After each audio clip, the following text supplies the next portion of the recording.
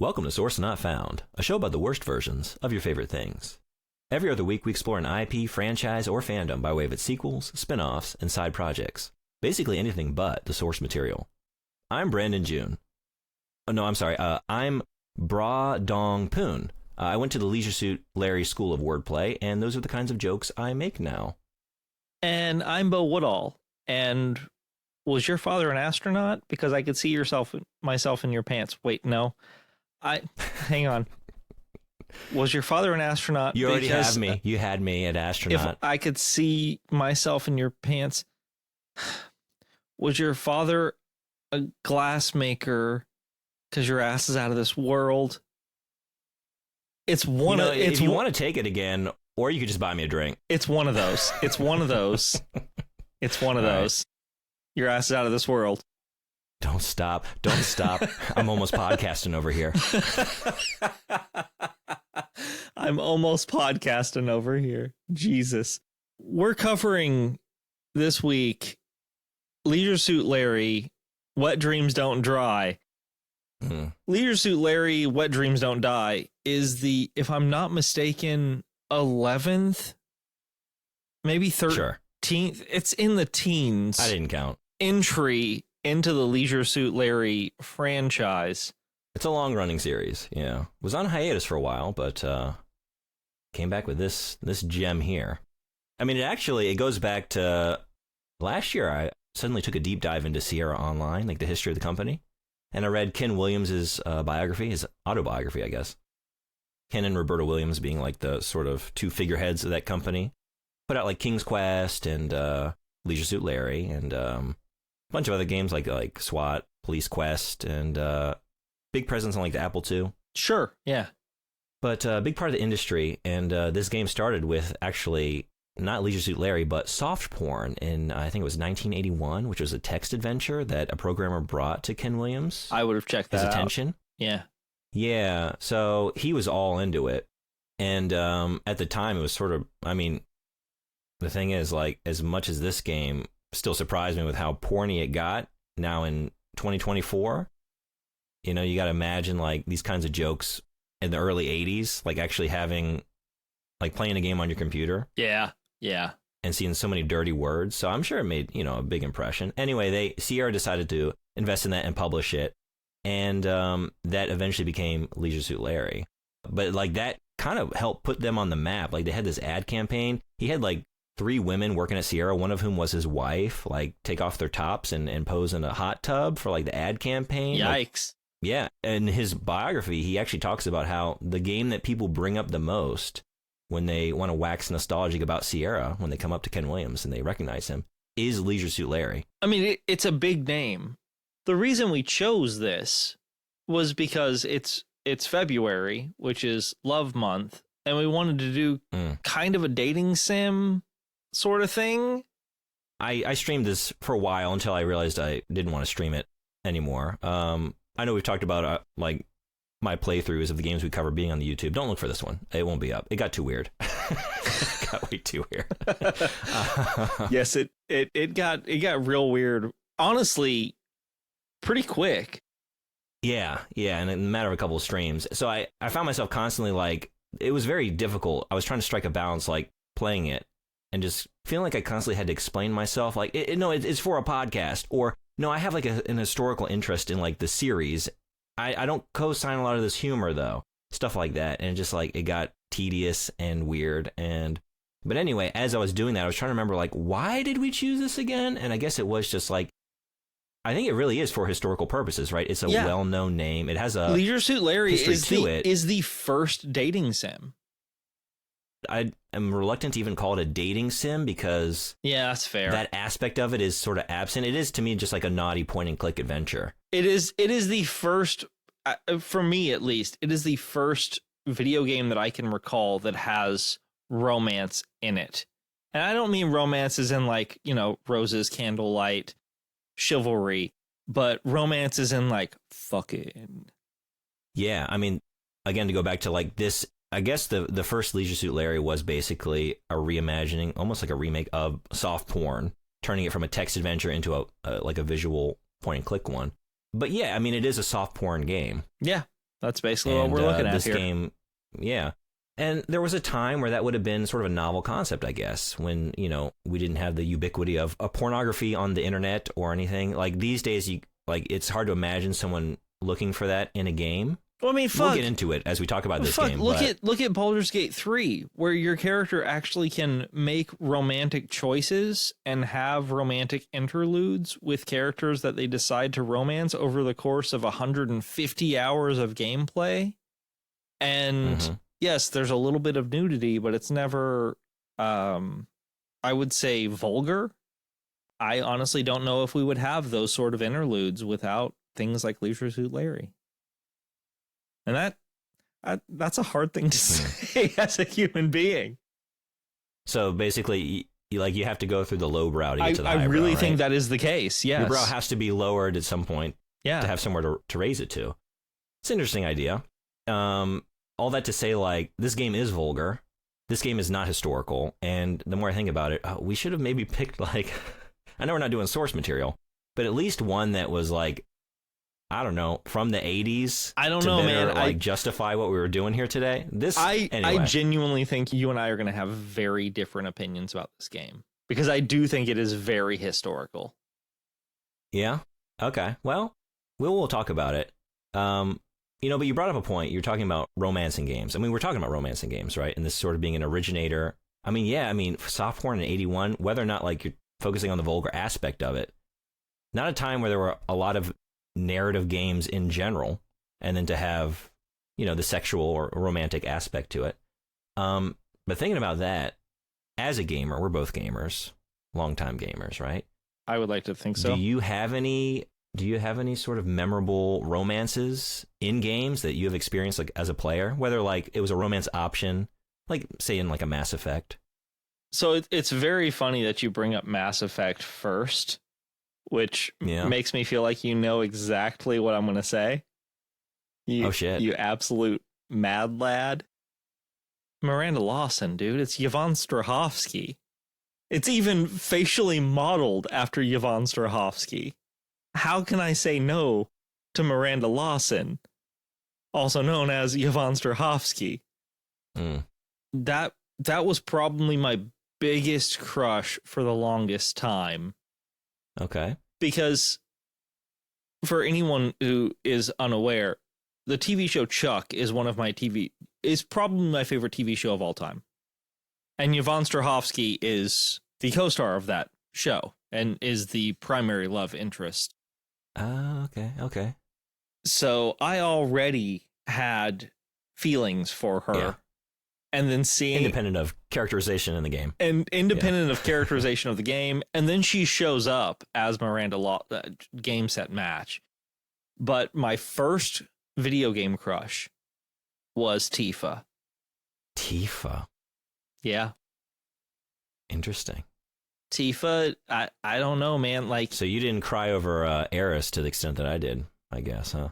Aerith is fine, but there's something about Tifa's best friend forever, girl next door, I will always be there for you sort of thing. That is romantic flashbacks on a water tower in Nibelheim. It is really hard to say no to that, It is. Also, that just got me. I mean, she kicks so much ass. She kicks so much ass. Oh my God. But that also helps. Yeah. I mean, I've played through that game multiple times, but she has been in my party for a good number of those playthroughs. Just because I like her as a character. That's the thing is no matter how you look at it, Tifa whips ass always. All right. Yeah. Those are my two, I would say. Video game wise, excluding recent video games. Mm-hmm.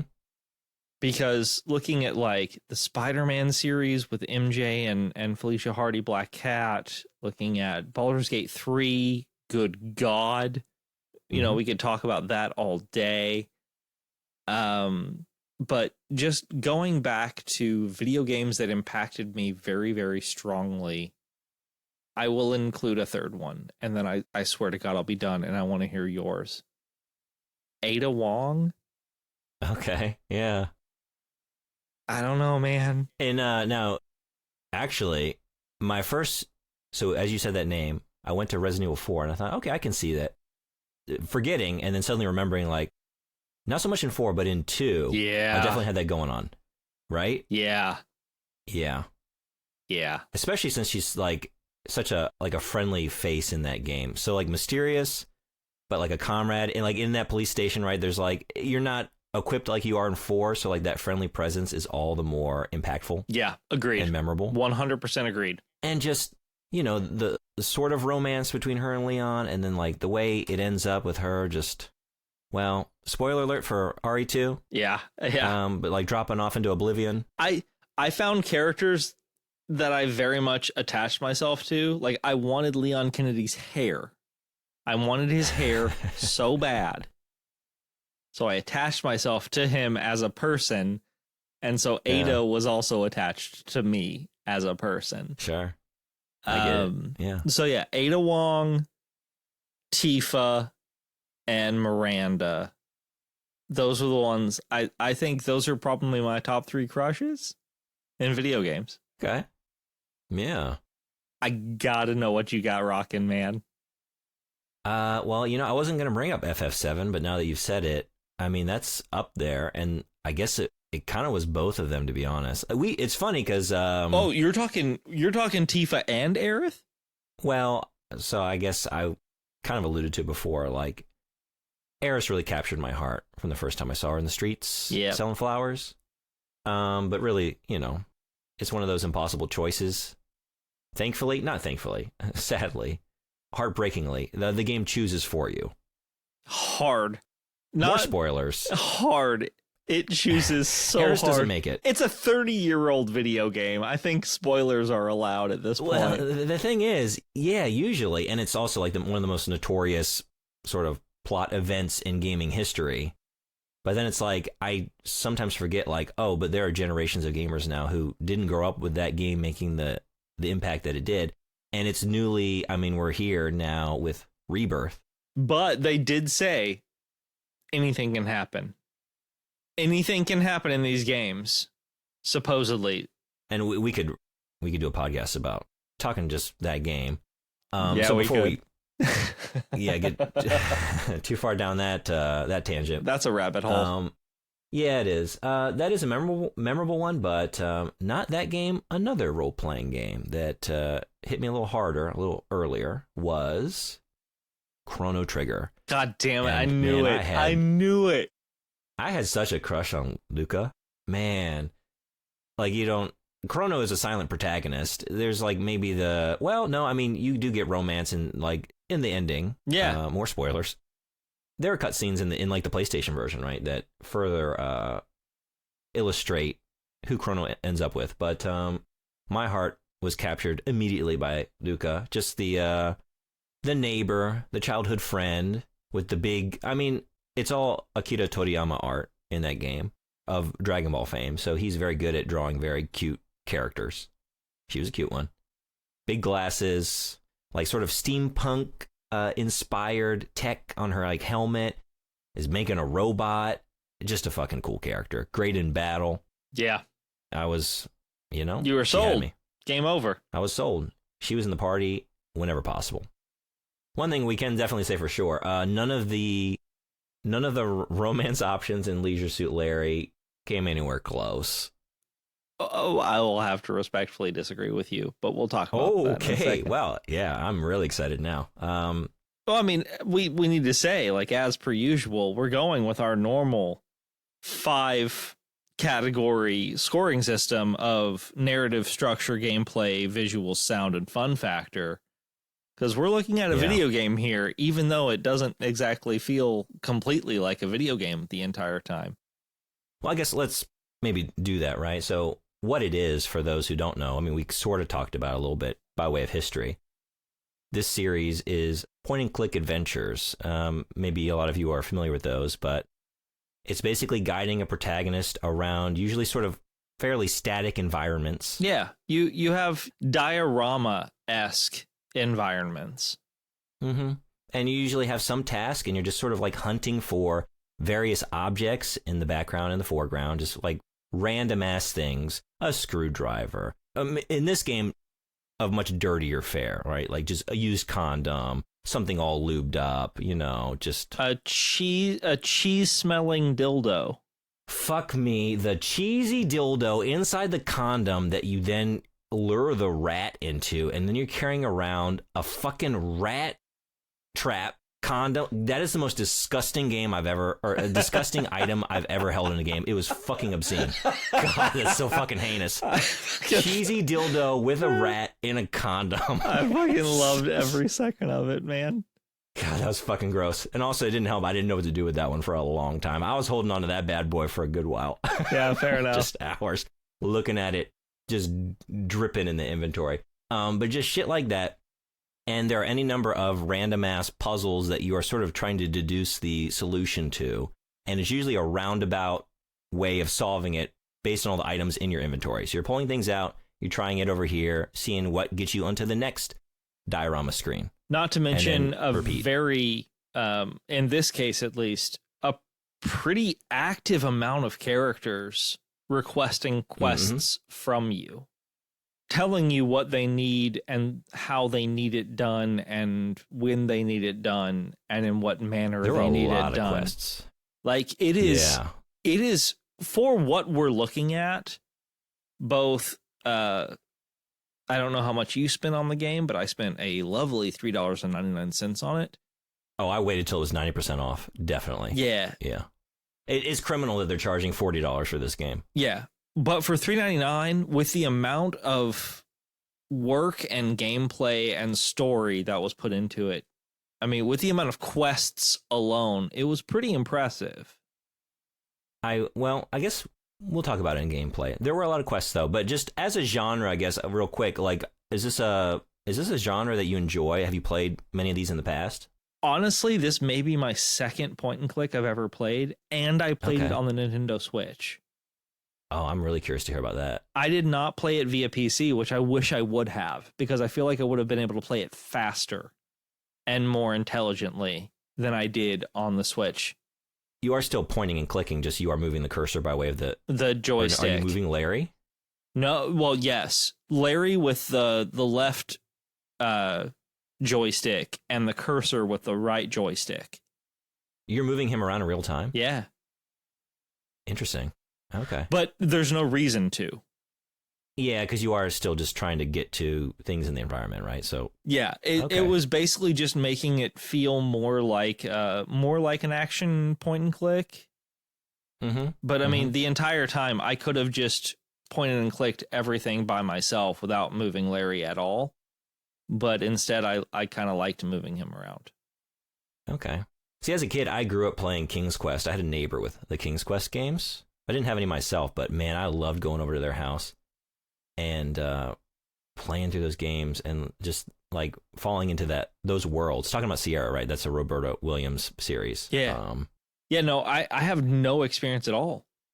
It's funny because like we didn't really talk about this game yet, like off mic here, but you did. I do know at least that you spent less time on it than I did. And you're just way smarter than me. You would think I would be better having that experience because I played those. I really love Grim Fandango, but yeah, I'm not good, man. I don't have a big enough brain for this shit. I loved. It's hard. Well, we'll talk about that in a second. But yeah. So anyway, I'm just curious about that. All right. So let's jump right into it. Yeah. Leisure Suit Larry, What Dreams Don't Dry. This game is basically a reinvention of Leisure Suit Larry. He is coming to the future from the 80s. It's been like I really think it's been like 16 years since a Leisure Suit Larry release at this point or something like that. I want to say like the late aughts was the last one. Yeah. It's been a good while yet. But this was intended to be a new jumping off point for the entire series. And We'll see if that's worthy of the phrase, But narrative structure. Let's talk about it a little bit. All right. Let's start with the score. We start with our scores. I think we should. I'm gonna let you go first. Okay. I gave it a 5. Yikes, bikes! I gave it an 8. Wow. All right. I guess I'll start off. Yeah, please. All right. So when rating games, I'm sort of torn between trying to be more objective and then also remembering like there is no objectivity in evaluating an artistic work like we are ourselves, and we're bringing in all of ourselves into a work, right? You try and do the best you can. So when I was thinking about how much I enjoyed the narrative, it was more like a 3 or a 4. I truly hated it. That's just subjective, like my experience with this world and these characters and this quote unquote story. But for someone who is coming to this game for whatever reason people come to this game for, which is, I guess, to like have some narrative thread to pull them through a bunch of like sensual, increasingly soft porny, and then like very vulgar. It gets like more vulgar as it goes. Experiences and like having like a narrative through line, like they like their sexuality tied to like they're not wanting straight porn. They don't just want straight fucking. They want characterization and they want like some emotional stakes within that. And I guess for that player, it passes. It does that well. So then it's more like, okay, well, maybe we're talking about like a 7 or like an 8. So I just like, all right, let's plan it straight in the middle. I didn't like it, but I can visualize, I can imagine the people who did, and it would work for them. So it's a passing score for them, but like for me, just to sort of average those two together, it fails. Huh. So I didn't look at it based on how I would look at it if I were, I don't know if you were intending it to sound like this, but like how I perceived it as me being in the game, or as I was perceiving it as the game. I was looking at it from Larry Laffer's perspective. Like I was trying to look at it as if it were a story from his perspective. Okay. Well, then it's more like a 10, right? Because he's having a great old time. He's really not. You don't think? I mean, considering that he is just an insufferable personality, he still manages to get laid. He does not. He doesn't have sex. He gets laid. No, he doesn't. He does not have sex a single time the entire story. Well, okay, maybe not the sex he's intending. He does get a unicorn he gets pegged. Unicorn horn up his asshole. He does. Like, he does get pegged. He gets the screw-unicorn, which I do have written. He gets the screw-unicorn. I do have written down Nari for life because she tried so hard. That sweet, sweet girl. Yeah. But I don't know, man. The entire concept of a man taken out of his time, a womanizing, assumedly douchebag taken out of his time, tossed into our world, and then just decides that he's found the woman of his dreams and wants to make sure that he is worthy of her. Like the weirdest hero's journey ever. And with all of that being said, and with all of the horrible fucking jokes, there's a couple of really, really like kind of poignant moments. I'm listening. Like he like he helps two gay men find their love and get married, and he makes sure that that is something that happens. He even introduces two gay women together, and they ride off into the sunset. Like it's for what it is supposed to be, this weird, chauvinistic, misogynistic, soft porn video game bullshit. It is so lovingly open-minded when it comes to sexuality and gender nonconformity. Like, you also meet a lovely drag queen. Yeah, who officiates the wedding. Like, I don't know, man. It's very hard for me to not be incredibly pleased with them taking what it could be and making it better than that. Yeah. Okay. I see what you're saying. Like, I do. Can you imagine if they would have had Larry Laffer pegged in the 80s? Like, I cannot imagine a video game made for men allowing their male main character to be pegged. Like that just seems wild to me. And it makes me say, okay, these guys are the people who made this game obviously are very conscious of what they're doing. I guess you bring that up, and I'm trying to think, like, I haven't played through those games. I've kind of looked at some playthroughs of, like, a little bit of, like, soft porn and some of the Leisure Suit, like, the early Leisure Suit games, but not anything in depth. But I know, like, I think it's in soft porn, you're trying to have sex, and, like, you're required to use protection. There's something you can do where, like, if you go to the prostitute and do something wrong, she bites your penis off. All that to say, like, it's a little different than the scene you're talking about. Oh, God, a lot of it was did like, not know that. if it's dirty material, if it's somehow sexual in nature, then sure, because it's just fun to be naughty on a computer, right? I think a lot of the early stuff is that, right? Like, just like, it's all fair game, maybe. I don't know. Maybe. I don't have the experience, but it does seem that vibe where, like, oh, we're in here getting dirty with it, and isn't that fun? Like, the first thing, right? That's what we tend to do as humans. Like, oh, we have a new technology. What's the first thing we're going to do? We're going to get naked. Yeah. Figure out a way to get some porn on it, or the equivalent, right? So my other thing that I had for the narrative is characterization. Okay. Every single character has an individual motivation, and they are all pretty specific and well drawn. And they don't have even NPCs, and they don't have to be. And I thought that was very, very interesting and well done. For a game that is only supposed to be, you know, a 10 to 20 hour experience, you have a cast of probably 40 characters, 20 of which you interact with pretty regularly. Yeah, I mean, that's true. I guess even though my experience is limited, I've played some of the genre, right? And that is sort of almost a requirement, because, like, that's the whole deal with these games. Like, you are spending a lot of time in one room just looking at stuff and thinking. And you really need, as, like, a developer of the game, to create an enticing world for the player to be in. Like, you need dynamic or memorable or interesting characters to populate these places. Otherwise, like, what's holding the player's attention, right? Because you're going to be in these areas going from back and forth between these screens for a long time. The thing is, were there any that you enjoyed?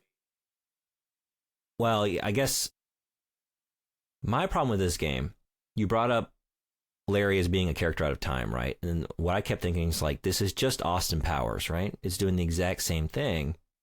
Yeah. In a worse way. It's the same sort of character where, like, oh, the sort of chauvinistic objectification of women that was commonplace, and it was just a different time, and they got away with it. And now they're pulled into the modern age, and they're not going to get away with it. And so it's like a narrative set up to sort of make your protagonist the butt of the joke. Like, you're constantly, like, signal, like, he is a chauvinist. The world has moved on. And they're trying to make him lovable enough to, I guess, have those poignant moments you're talking about, right? Because, like, he's open to these characters and he supports them along the way. But then it's like you still go into dialogue trees, and your only options a lot of the time is to make, like, really, just, like, bottom of the barrel objectifying one-liners to these women.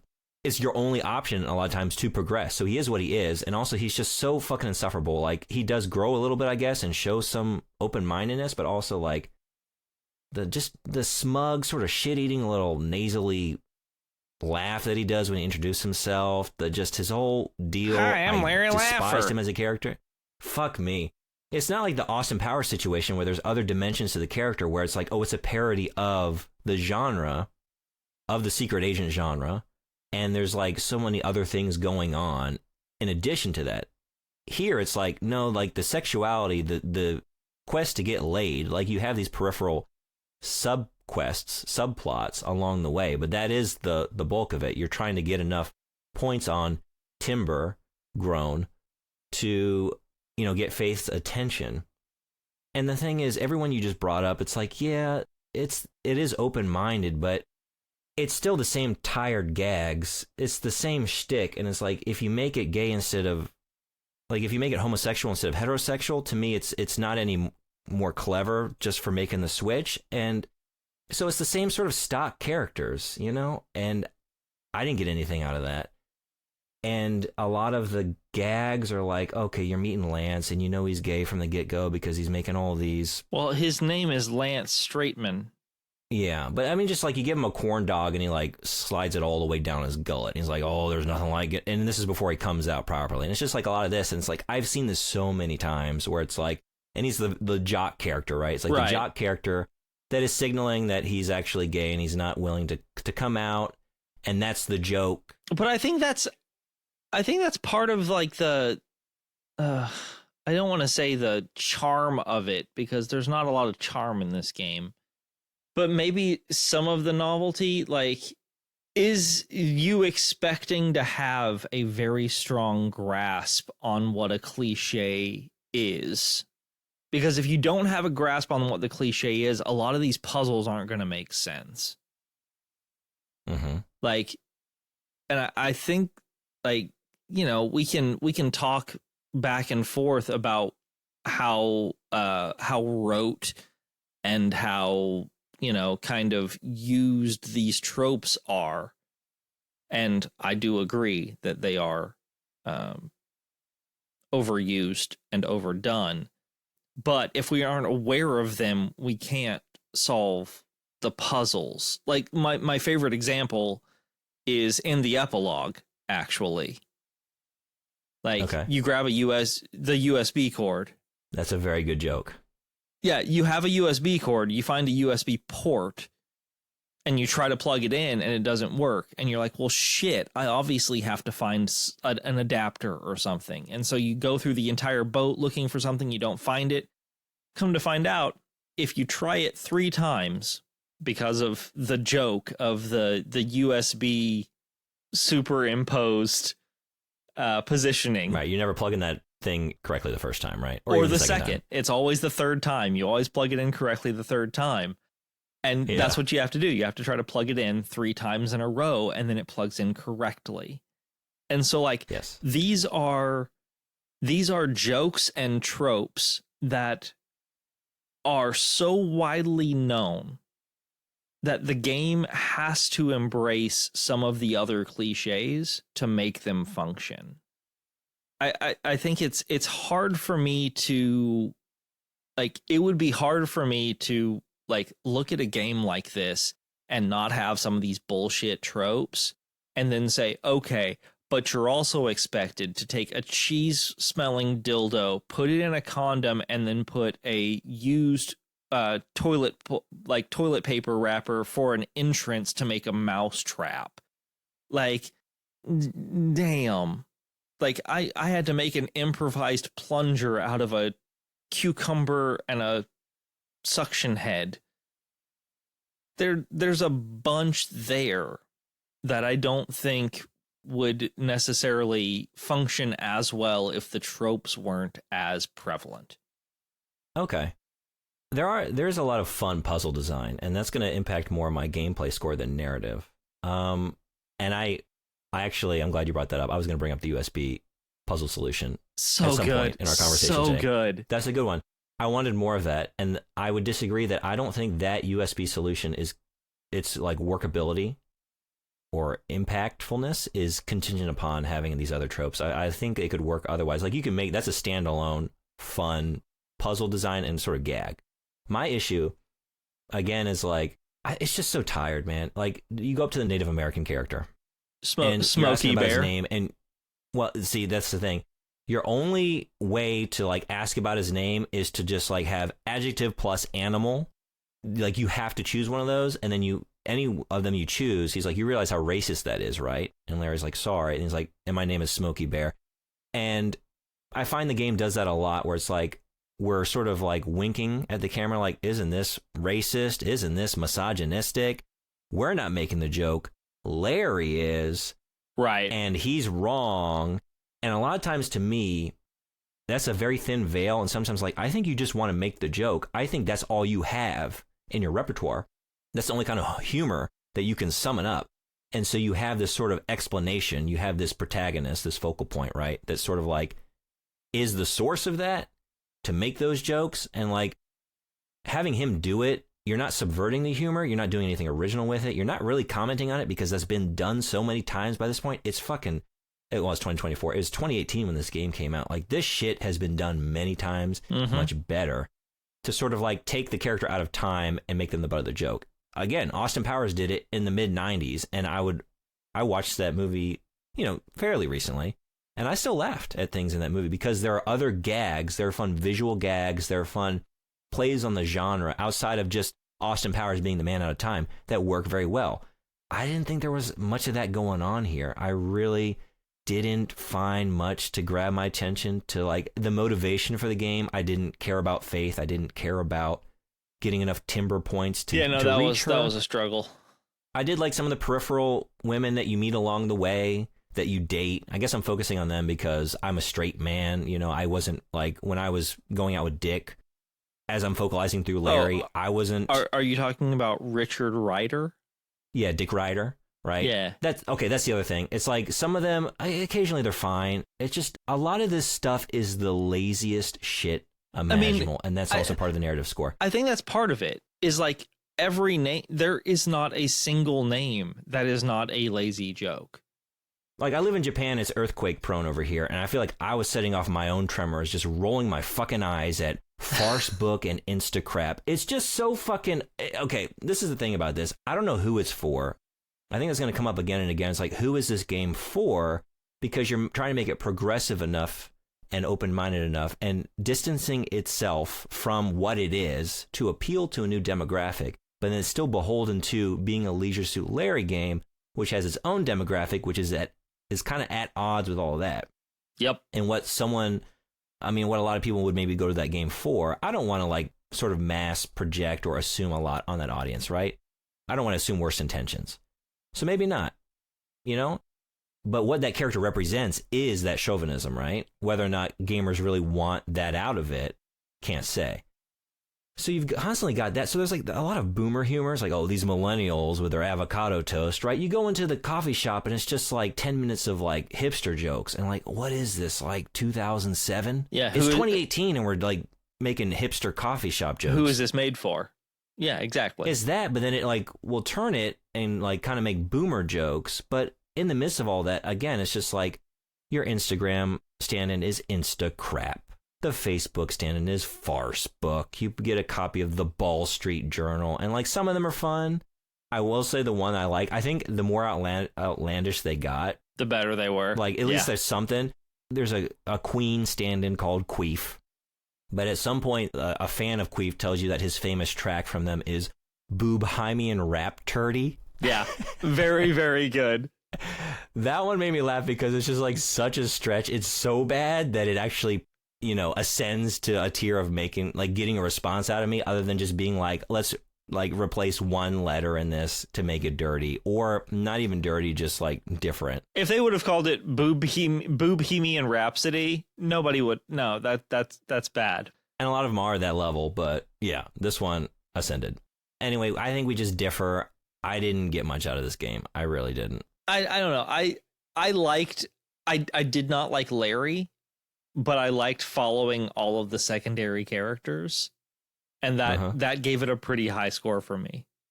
Because Larry to me is not the protagonist as much as it makes him out to be. Okay. Every other character is. He is Falstaff. He is just this ridiculous jester character that there's no real need for, but he exists as a way to further the story for everyone else. I mean, that's a solid point, and I can see that take on it. And I guess if that is the case, I'm open to like looking at it that way. Again, it's like that makes it even more important that every peripheral character doesn't lapse into a cliche or, you know what I mean, a familiar narrative arc. Yeah, I think that's why certain characters meant more. Like I liked Aaron, the stripper English major. she just wants to read on stage. That's all. While doing like a striptease, right? Yeah, she wants to perform poetry while she strips. The Dick and Lance marriage I thought was kind of cute, despite the fact that their names are bad, and Lance is very cliche. But like, yeah, I don't know. For what I expected, I did not expect the level of care of characterization to go into it. So I definitely agree with that. I was pleasantly surprised, which is why I gave it a higher score. I was surprised. Yeah. That's not to say I wasn't pleased by their choices. I don't have a problem with their choices. But again, I just wasn't into the game. But I was surprised by that. I will say that. It wasn't exactly what I thought it was going to be. And that was something. What about gameplay? Gameplay, I give a 7. I gave an 8. It passes. Okay. So we're about the same. We've kind of like talked about it a little bit so far. Just to judge it as a point and click game, it checks all the boxes, you know? I had one problem, and one problem alone with gameplay. And that was on the Switch, the cursor moves awful slow. I would never want to play it that way. You can point and click because, the Switch has a touch sensitive screen. So you can point and click still, but it looks weird. It feels weird to do it that way. So I just did it with the joysticks. That cursor moves real slow. And that's the only gameplay complaint that I think I had. I'm trying to think. I didn't have any like technical issues. Like every once in a while I would enter a room and I couldn't interact with anything and I couldn't move Larry. Like anywhere I would click, wouldn't get him. The only thing I could do would be like to exit. The door would still be active. Right. That happened like 2 or 3 times. It wasn't a big deal. And that like I'm trying to think more in terms of like intended design choices. I guess for me, like I was thinking about this. I've been playing this game, and at the same time I was playing Leisure Suit Larry, I've been playing through the original Deus Ex, an immersive sim. And I was just thinking about how that might be, as a genre, as a design choice, the immersive sim might be the greatest heights to which a game can ascend because it so factors in player choice, which is the fundamental component that really sets games apart as a medium, right? Sure. That can give you an experience that you cannot get through another medium because you are an active contributor to this. And some games, like, you're always an active contributor. You are guiding whatever the action is in the game. But some really like take that and expand upon it where you are given so many choices and ways to approach a situation, and there are multiple ways to solve a problem. Are you going to sneak around the back? Are you going to persuade your way in? Are you going to go in guns blazing? And I guess just playing through this game and constantly like looking at things and not knowing what the game solution is, not understanding how the game wants me to solve it. Because it is a puzzle, right? But looking at it and seeing a different way that I could solve it. Mm-hmm. Given the items in my inventory. Like, well, I could do it this way. You're just not letting me do this. Yeah. Do it this way. And it's like, that's the genre. I get it. And I was thinking like, there was a time in games where like, this made sense. Like, this was a new development in a style of game.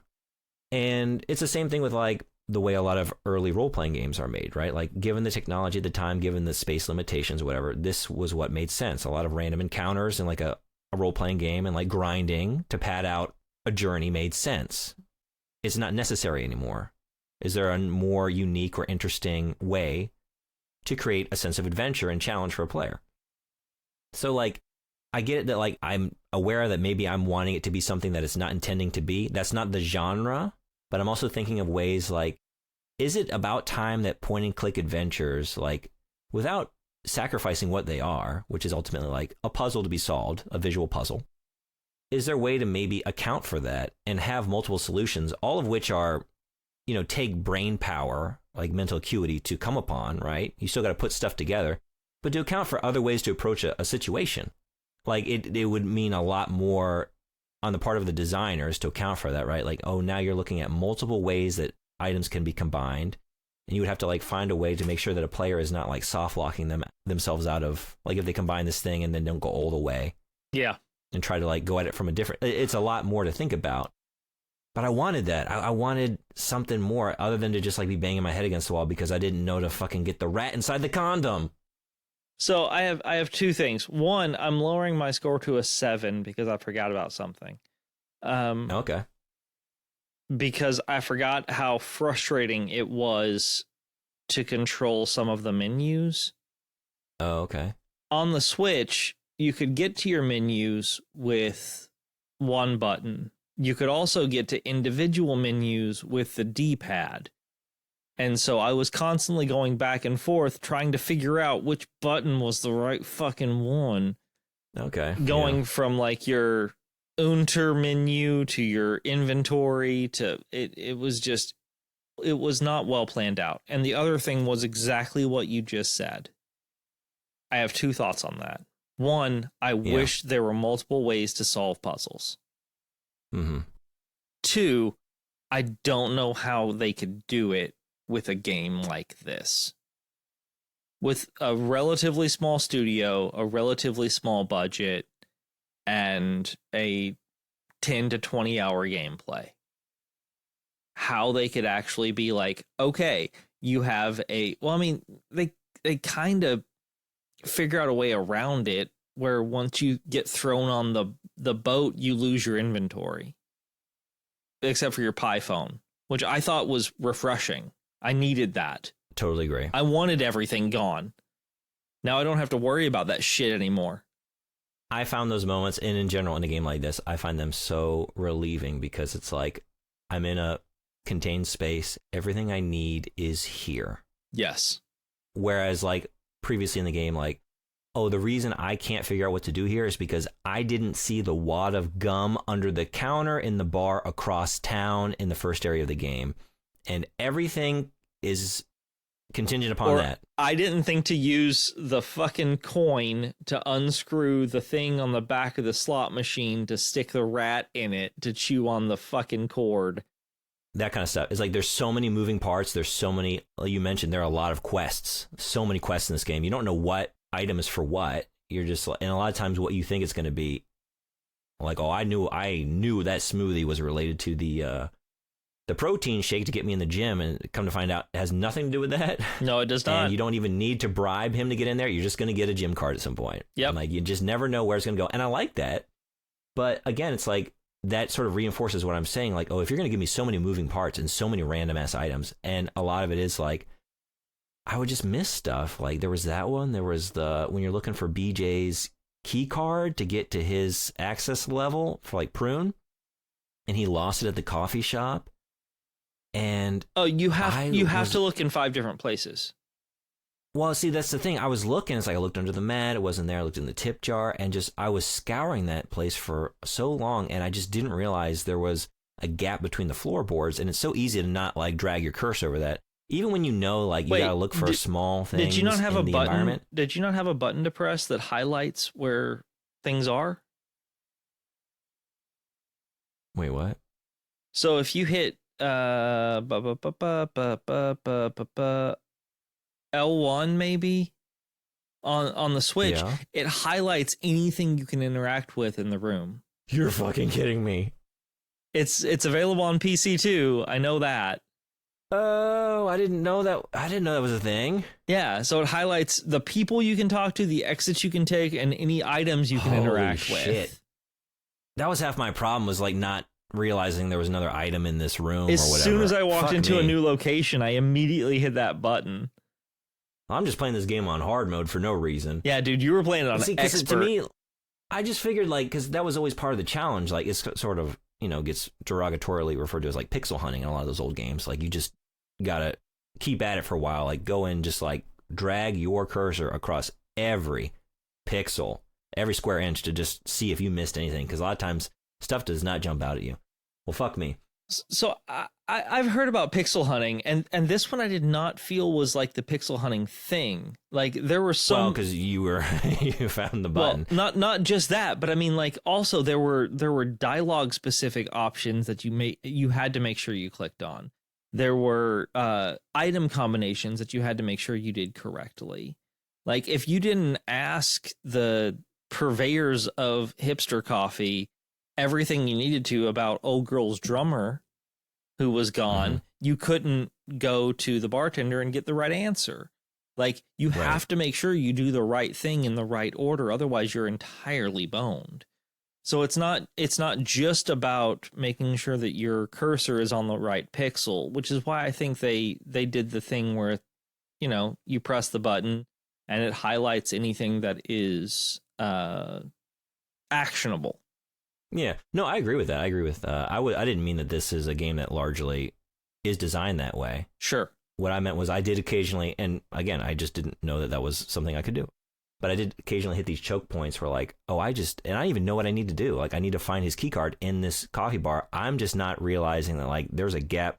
It's just so easy. Even when you're accustomed to like looking for small things in the environment, they find ways to like hide it even better. Where like, oh, I'm just looking at wood grain there, not realizing like, oh, I need to actually drag my cursor over the gap between those two planks.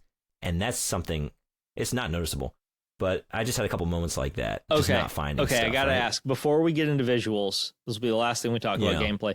What was the most frustrating instance when it came to something like that you encountered? I'll give you mine so you can kind of see what I'm thinking about. Mine was near in-game with that goddamn unripe tomato. I didn't think to do that. You have to leave a tomato on a hot rock and go through 3 separate like locations and then come back to it, and it's finally sun ripened. Right. I had that tomato on that rock for probably an hour. But I just didn't go to enough different locations because there's only 3 locations there. Right. And I never thought to go all the way and all the way back. And that hurt. Yeah. Again, these are all just like trappings of the genre that's like makes me think, oh, should I judge it? Like the things I don't like, it's like that's kind of what it is. That's what it's supposed to be doing. Right? Yeah. It is like meant to, again, like give the player a lot of bang for their buck at the time where it's like we don't have a lot of space to make a big sprawling experience, so we can make these small little contained areas that are very interesting enough to like keep the player engaged in there. Like we're going to put in a lot of like character or like interesting environment or story in those places because we know we've designed this to keep them there scratching their head for an hour. Yep. And even like going down the right path and just like not going 100%. Like they went 75% of the way there, they had it, they just didn't wait long enough, or they didn't go to the next screen, or they didn't combine it with this other thing first. The thing is, you are asking like, what moment was that? Was it for me? And there were so many. You're smarter than me. I'm fine admitting it. I had to check a walkthrough several times. I didn't know what to do. I keep bringing up the rat and the condom, and then like getting that inside the slut machine. Yeah, instead of slot machine, y'all get it? You get it? Yeah. That kind of stuff. That one, the tomato. I'm trying to think. Like, I just would like focus on something and get like tunnel vision for a while. Like, oh man, that smoothie is related to the beverage I need to make for like a protein shake, and I would try all these different things and just waste time. I didn't that, right? think it took me a while. I had to go back and forth with the shoestring and the licorice rope. Yeah. I didn't think about combining those two to make an extra long rope. I didn't either. That's another thing I found myself doing where like when I would get stuck, I would just pick something from the menu and just brute force, like try combine everything else I have. Yeah. And I solved a few things that way, you know? And again, that's like if a game is designed where that's where we get eventually, maybe we need to think about this design choice or how to evolve this genre a little bit. So anyway, just to say like, as a point and click adventure, like if you love those games, I think you will have a lot to enjoy here. It passes. I give it a 7. I just don't think it progresses that genre forward. I think it's a good version of a point and click. It just doesn't do anything new and it doesn't blow my fucking mind. Yeah, it's average. You know? Yeah. What about visuals? Also 7 for me. I also gave it a 7. I thought it was vibrant. I thought it was kind of cutesy and anime-ish sometimes. And I thought every location was very, very different and well done. I thought it was there was rarely an occasion where I felt cheated by missing something. Once I found it, I realized, oh my God, that's on me. Like this wasn't a game where I felt like I was pixel hunting. I felt instead like, if I was looking closer, I would have seen that fucking gum. Or, like you said about the crack in the floorboards sort of thing. Like That's the one. I never would have thought to look there. Like now that I look at it, I see it. Yes. I mean, that to me, like, that's fine. In fact, I like that. In a game like this, where like, if I have to look up the solution or I find it after the fact, after hours of just not knowing, and in retrospect, I can say, that's on me. Yeah. And just sort of shrug it off, or like, that's clever. I never would have thought to do that, but that actually I can see the logic there. That's fine, because like the satisfaction on the other end of like, I see what they did there. That's fine. That's part of it. I like that. And again, I found myself missing stuff a lot, but I do like take the blame for most of that. There were a couple like, because I haven't played a recent point and click adventure. I think the last one I played was Grim Fandango. That's decades ago. I wasn't sure, like, in the modern game that looks like this, are they going to still be doing that? And they were. But I still like going down, like when you finally get down, like you open up the manhole cover out front of Lefty's and you get down to that bunker. Like I missed like a pencil on the shelf for a good while. The crack in the floorboards is the one like, that one's kind of shitty. Yeah. That one's kind of shitty. Yeah, but most of it, I really thought the visual design was great. The color palette is really nice. It's a lot of like purples and pinks and like soothing, cool colors. And then like a lot of... For something that's supposed to be modern, it seemed kind of retro in a really comfortable way, which it didn't have to be that. And I thought they did a good job. They understood the assignment. They passed. Like, it manages the retro feel. It brings it into the new era. It's a nice visual design, just like the way the characters are drawn and animated. Yeah. Is good. Like, every character is unique, stands out. They stand out from the environment. Most of the items are noticeable, even if you miss them for a while, because that's another problem. It's like, because everything's so vibrant, it is like visual, sort of sensory overload. Mm-hmm. There are so many things in the background that you could potentially see. Occasionally, I was frustrated, like, I didn't realize that. I'm thinking I'm just looking at this one singular item, this like maybe vending machine of sorts, like the coin-operated vendor in the toilet, and I'm not realizing like though there's a separate dispenser and that's a separate thing to interact with as opposed to the vendor itself. There's a lot of that, like not realizing, there's a hatch as well as looking at this thing generally. And I think part of it is like, they're supposed to be hiding that. You're not supposed to get all this stuff immediately. I also very much enjoyed the Instacrap cutscenes. I thought they were better. They were sexy. They were better done than they should have been. That's the like I said, I was streaming this, and I stopped streaming it, and what would have been the next stream would have been like when you go into the orgy, which I think is like a clever thing. You go into this room completely dark. It's just a black screen. Yeah. And you're just clicking around blindly. Writhing mass of flesh and moist unknown hole. And you can just choose to like put your finger in it, put your tongue in it. It's like, this is getting pretty graphic. Vaguely familiar silhouette. Yeah, I remember.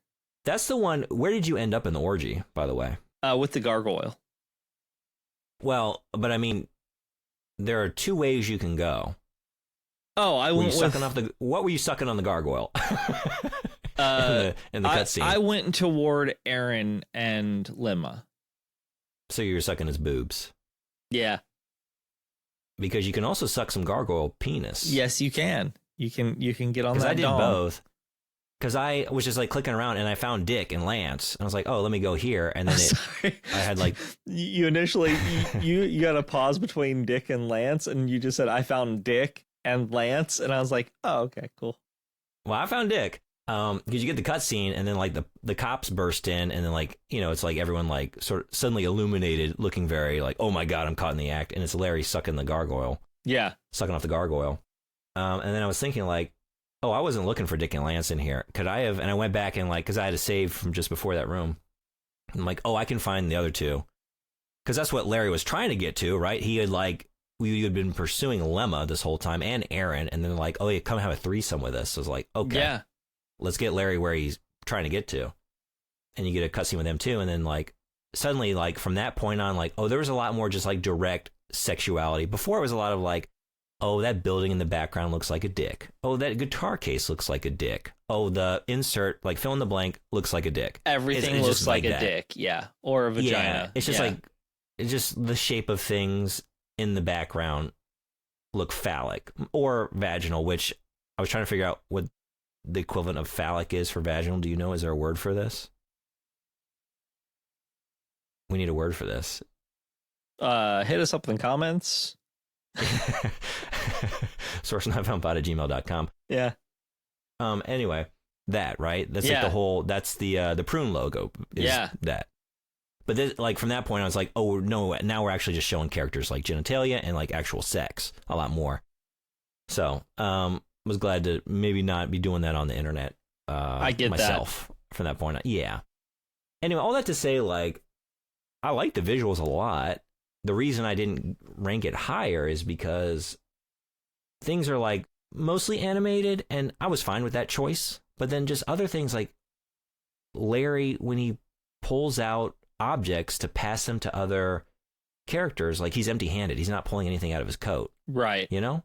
I always assumed that was a joke because they make it a joke in the very beginning. Like, did you just put that in your coat? And he's like, oh yeah, I've always done that. Yeah, I like that joke. I also love the little I love the animation of the Larry like sort of splayed out finger, like he, you know, spreads his arm out to like grab something, and there's that pause, and he just like swipes it real quick and puts it in his, like, there's some nice animations. Right. Maybe it was a joke. I don't know. It just felt like it was missing things, like, to me that looked like, oh, we're not going to take the time to animate him pulling this object back out because maybe it's difficult given the size of his jacket, like maybe it doesn't work visually. I don't know. Anyway, to me, it was just a 7, right? It's not bad. Yeah. It's pretty nice. Like I said, I like the palette. How'd you feel about the sound? Also 7 for me. Same score. How about you? Same exact score, 7. I liked the kind of light jazz scene that was going on. Like they got the same voice actor from the OG Leisure Suit Larry. Now that I didn't know. Okay, so initially they recorded like a good, I think it was like 10 hours with a new recorder, a new voice actor, and then they got Jan Rabson back from the original Leisure Suit Larry, and they had him re-record everything and got him to record everything else because they were able to get him back. So that is the original Leisure Suit Larry voice actor from way back when. Well, this game suddenly, what I want to say, it gained worth in my mind. We did do a little bit of a historical experiencing here, right? We now know Larry's voice. Yeah, that helps. There's some really nice voice acting. There were a couple of voice actors. Like I said, I found most of the humor very cringy, and a lot of times, in spite of the bad jokes, I found the delivery funny. Lance was one of them, where, like, again, I did not find the whole, you get it, he's a jock, he does a lot of gay things without accepting that he's gay, the way he eats the corn dog, whatever. Right. Oh my God, this again. But every time he spoke was like, oh, but his voice actor is like finding a way to make this They were amusing. all having a great time. Like, every voice actor involved seemed to be having a very, very good time doing their lines. Yeah. And that's the reason I ranked it so high. Like, the music's fine, the voice acting's fine, the writing is fine, everything's fine. But the voice actors seem to have a really good time, which brings it above average for me. Yeah, I think, to me, the spectrum was like, everything is fine. There's nothing, like, bad, really, in terms of voice acting. And then a couple of them actually are doing way more than they needed to do. Yeah. And I appreciated that. And so that was one. The guy, is it Thievin? Lisp, that's working the front desk at the gym. When you gain access to the gym, the way he greets you every time, like to enjoy your workout, I can't do it, but I loved hearing it. Sometimes I would just like, let me just hear that one more time. I love his delivery on that line. It's so good. Coming in and out of the gym. I also really like Lefty. Lefty was great. Lefty was good. Yeah, I'm just realizing across the board, a lot of it was more on the good side of the spectrum. And for the music, I think, again, the reason it's a 7 is a lot of it is I liked the very soothing, sort of light jazz, loungy, late night piano vibe. It's just especially atmospheric. The Pier had great music. Pure was really nice. A lot of it, I just found like, this is good thinking music. I'm sitting here just like trying to solve a puzzle, and it's not offensive. It's not getting in the way, but it's just nice background. Which is a weird, it's a wild thing to say about a fuck game. Yeah, because it's not like, when we say loungy, not like the, it's not like porny at any point, really. No, it's music-y, but more soothing. Yeah, it's nice. But there were no tracks, there were no standout tracks, and a lot of them were like less enjoyable than others. And again, just, it's fine. It's fine. You pass. Yeah. We finally get to fun factor. I'm very curious about your score for this one. This is going to sound a lot like how I started us off. I gave it a 6, and it was sort of, again, I wanted to put it on the cusp of passing, because there's my personal subjective experience, which fails, and then there's the imagined enjoyment of someone who loves both point-and-click puzzle adventures, which is not my genre of choice, and also gets a lot out of this kind of humor and sort of like, sexually charged situations, that would have a blast with this. And then for them, it'd probably be like an 8. I actually gave it an 8, so fuck you. No judgment. I'm not judging. At no point in this conversation am I trying to judge anybody. So here's the thing. To defend myself with my 8. Go for it. There were a few moments where I laughed my ass off that I genuinely thought were funny. Some of them took place just in the epilogue, because I thought the epilogue was brilliantly done. Yeah, I thought that was great. I agree. The epilogue, for those of you who haven't played it, the epilogue follows Faith through her kind of journey through the entire story. It's pretty quick, a lot of cutscenes, and then you have a Faith moment after the end of Larry's story. I guess we didn't cover the story at any point, and I'm not about to do that, but you're pursuing the top of this Apple stand-in company. Yeah. You get to their hideout, you get locked in a cage, you break out, you confront her on a cliff. She's sort of like the antagonist, you find out.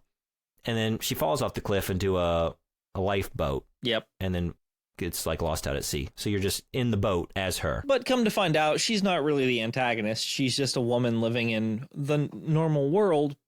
Like, she's worked her ass off and she's been constantly denigrated by men. Well, she's the antagonist, but you get the backstory, you get the flashback of why she would have turned out this way. Why she, and even then she never ends up being evil necessarily.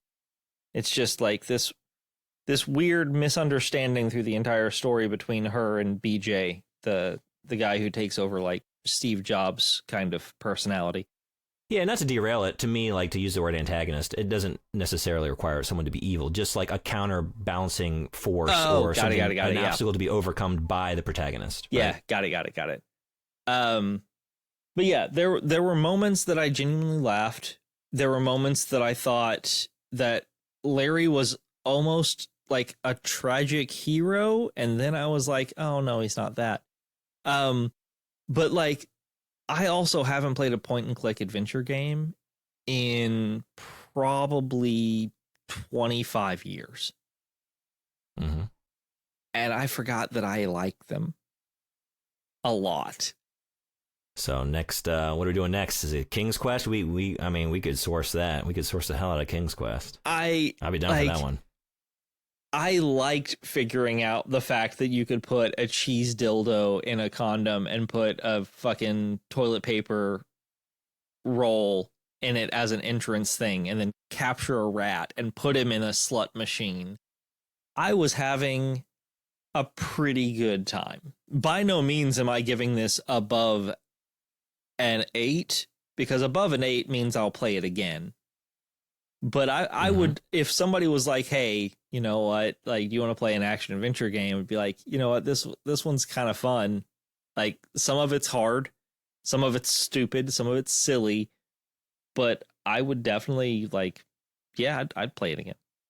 You know, just you saying that, it just, again, made me realize, like, this is something that needs to be done with the genre, because to replay a game like this, like, you just got to really love the narrative ride, because you know the solutions. And if you give yourself enough time, you'll forget some and you can kind of go in semi-fresh, but almost zero replay value for a game like this. But if you had multiple solutions, right? Yeah. You go back through like, I wonder if there's another way to do this. There's something there. We need to be doing that. Just someone needs to be doing that. I mean, honestly, I would replay the same story if I had different ways to solve things. You know, it's like a speedrun style thing. Like, what if I can fix everybody's thing with one combination of items, sort of thing. You know, like that's a very fun idea.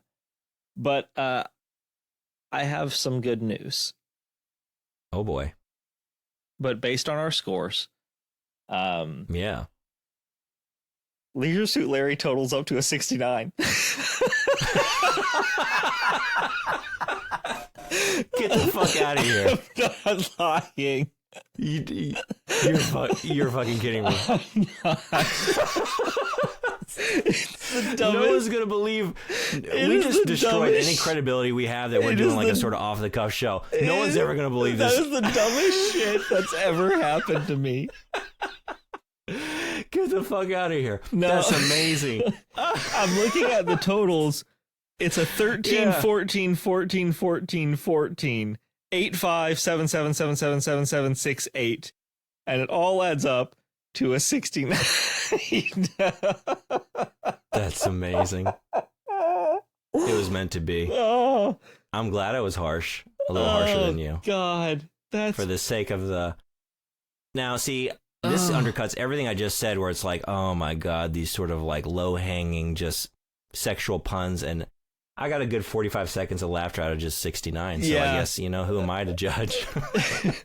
We deserved this. Before we get into housekeeping, I do have one thing I want to say.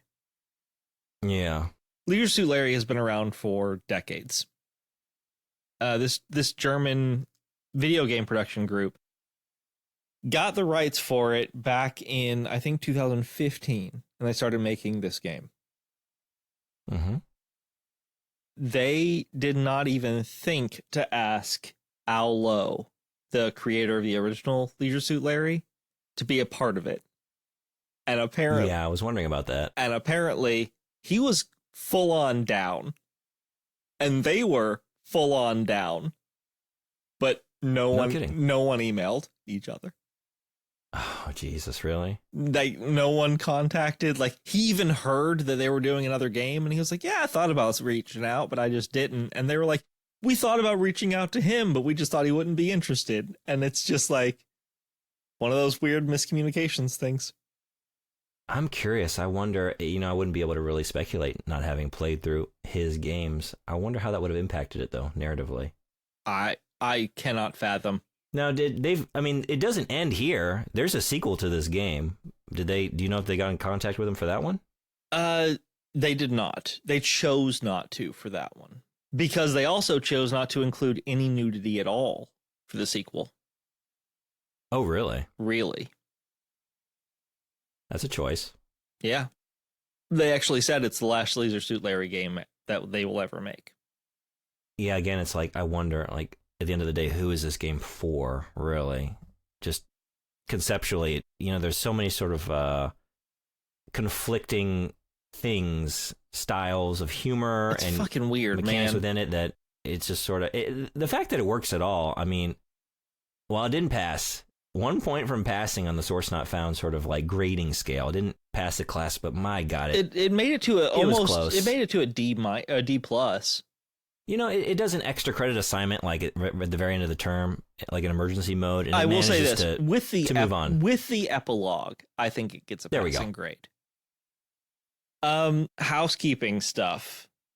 I'm just going to say 2 short things. Email us at sourcenotfoundpod@gmail.com. Tell us what you think about things like Leisure Suit Larry and sex dolls and us giving this game a 69. And the other thing I want to talk about is our Patreon.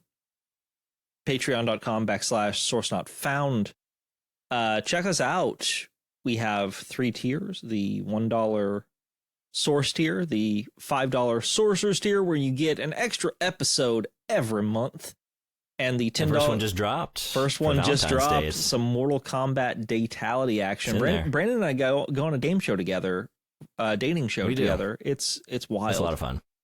A lot of you, I guess, saw the teaser in the feed. Oh, there's more where that came from. Yes, there is. And the $10 tier is our sorcerer's tier. And that's where you also get to kind of decide the direction the show goes. Yeah. Suggest some IPs for us to cover in the future. And you also get, at the end of every month, which, speaking of, we're here, you get them shout-outs. Yeah, you do. And our sorcerer shout-out this month is 13th Horseman. And then, hell yeah. Guys, we got to shout out those lovely founders. As always, we've got Susie Daggs, Jacob Spindell, and Frederick Wiberg-Vulhog. Friendship. Guys, we love you so much. Our founders, our new sorcerer, and Brandon, what are you doing on Twitch coming up, man? So I've been, like I mentioned earlier, been playing through Deus Ex. So planning to continue on and go through that entire series, but in addition to that, playing a couple things that I think we're just going to keep it as a teaser. I'll tease today. There's some things coming up on this show that I'll be playing. If you want to know what they are, come on by and check it out. Twitch.tv/LeJuneBug. Link down in the show notes, as well as the rest of our links. All the links are here. All the links are here. Oops, all links.